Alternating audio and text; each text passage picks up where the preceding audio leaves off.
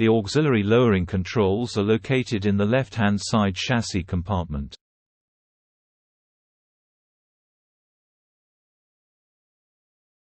Ensuring the red stop button is pulled out and whilst keeping the function enable button pressed, press the yellow arrow and the platform will lower down.